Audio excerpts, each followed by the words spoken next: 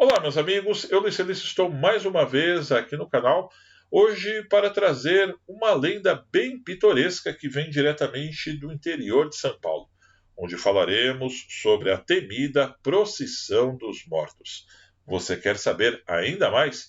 Então fiquem ligados, afinal de contas está apenas começando mais um vídeo mistério.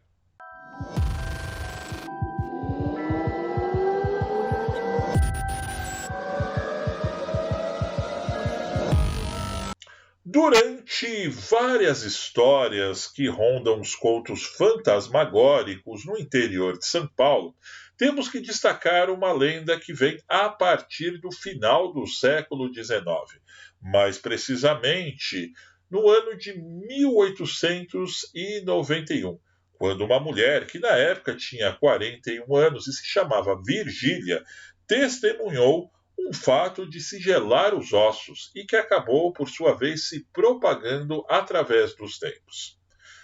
Era a véspera do feriado de Corpus Christi daquele ano, quando Virgília, que era uma escrava recém-liberta pela Lei Áurea, que acontecera alguns anos antes, morava só em um casebre, muito próximo à entrada de um antigo cemitério da igreja de São Benedito, que fica na cidade de Mogi das Cruzes, interior de São Paulo. Em uma noite gélida, havia uma bruma intensa que vinha diretamente da Serra do Itapetí e assolava toda aquela região, que na época Mogi parecia muito mais um vilarejo do que propriamente uma cidade como é nos dias de hoje. Acontece que naquela madrugada, meus amigos, por volta mais ou menos de 2 horas da manhã, a Virgília estava acordada, quando ela começou a escutar alguns cânticos que vinham diretamente das ruas de terra muito próximas do seu barraco. Era uma espécie de hino religioso que continha as seguintes palavras: perdão, meu Deus, perdão, Deus do amor, perdão, Deus clemente, perdão, Deus, meu Senhor. Não faltava, inclusive, o som da tradicional bandinha que geralmente segue uma procissão, e até mesmo o alarido dos participantes que vinha bem de longe. Não demorou muito e ela abriu a janela. Foi quando observou um cortejo que se assemelhava muito com uma procissão. Era de se estranhar, afinal de contas, uma celebração dessa àquela hora da madrugada e ainda por cima no meio de uma intensa neblina, fazendo um frio daquele, era de fato de se estranhar e muito. As primeiras figuras que apareciam eram descritas como homens e mulheres vestidos formalmente, sendo que a maioria estavam de branco, com estandartes religiosos em punho. Conforme foram se aproximando, ela notou que sim, era uma procissão, mas, no entanto, havia algo de errado com aquele cortejo, meus amigos. Aos poucos, os integrantes foram atravessando a bruma e passando bem em frente à janela de Virgília, mas sem olhar para ela. Algo fez ela ter muito medo, e de imediato ela começou a rezar. Foi quando uma mulher que estava na última fila do cortejo se destacou e aproximou-se da janela. Mas o estranho é que essa mulher tinha uma aparência horrível.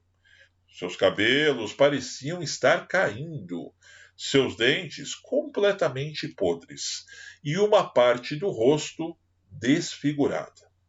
Essa mesma mulher olhou firme para Virgília e depois lhe entregou uma vela, que era um pouco estranha, afinal de contas, era grande demais para um tamanho convencional, e lhe disse de forma grosseira: pegue isso aqui, pois amanhã eu venho receber.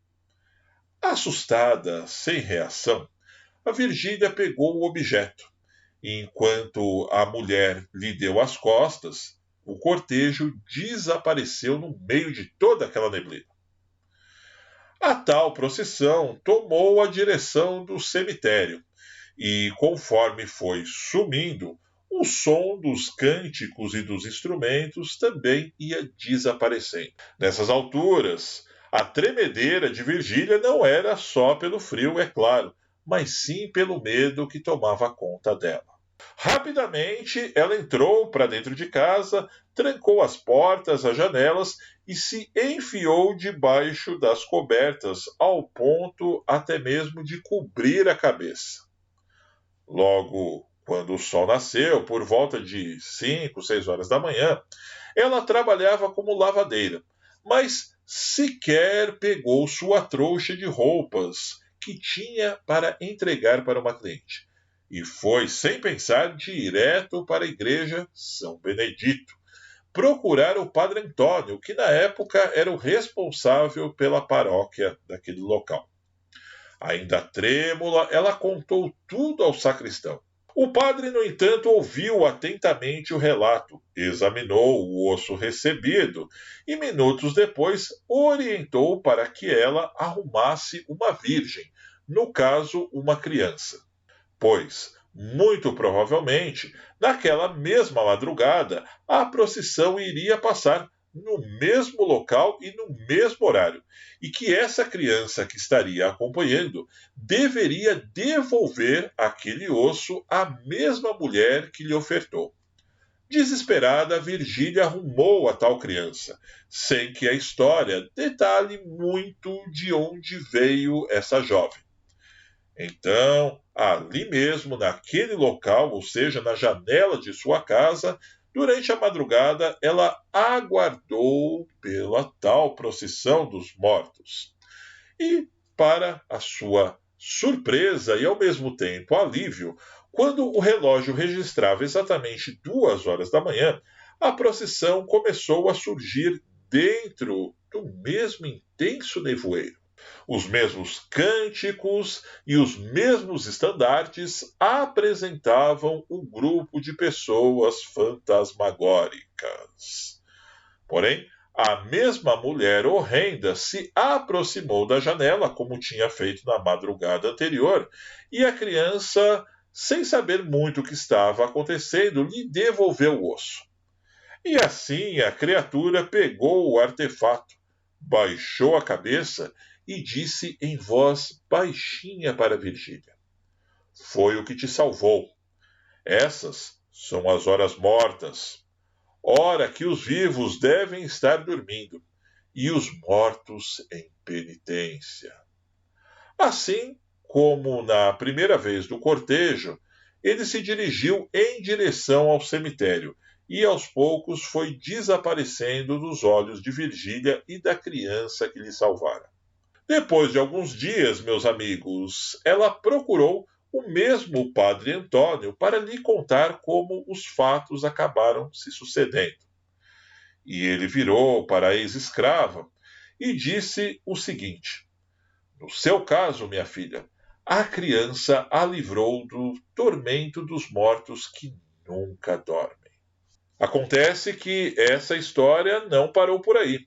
Afinal de contas, ao longo de outros anos, e alguns dizem que até dos atuais, conta-se na cidade de Mogi das Cruzes que outras pessoas já teriam visto e ouvido os rumores dessa tal procissão, muito próximos, por sinal, daquela localidade, que já há algum tempo, por mais de 100 anos, deixou de abrigar o tal cemitério, para dar lugar a um bairro hoje de prédios muito bem construídos.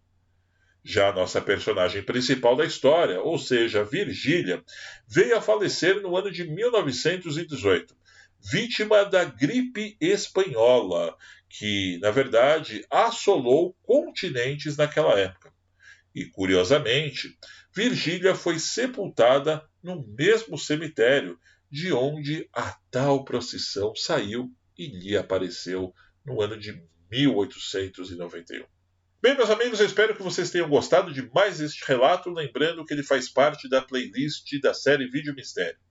cuja essa eu estou deixando o link bem aqui na descrição para que vocês possam acompanhar os outros episódios. E é claro, não deixe de se inscrever aqui no canal e me acompanhar também lá no Instagram através do @telamixfilmes. Eu só tenho a dizer que foi um grande prazer poder conversar com todos. Um grande abraço e até breve.